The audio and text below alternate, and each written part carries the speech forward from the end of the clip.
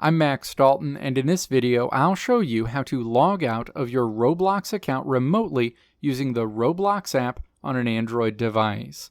Step 1.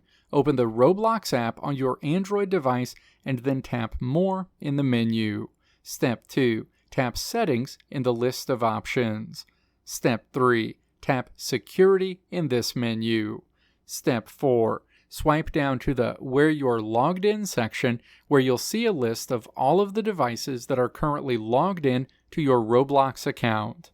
Step 5. Find the device in this list that you want to remotely log out of and then tap that device.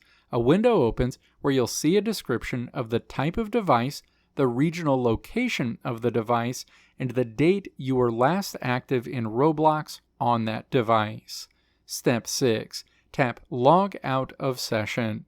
A window opens letting you know that if you move forward, you'll be logged out of this session. Step 7. Tap Log Out.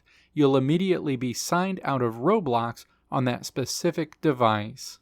Let me know if this video helped you out in the comments below. If you liked what you saw here, click the video links on the right side of the screen to check out another video. Or click the logo on the left side of the screen to check out my tutorial website at www.maxdalton.how.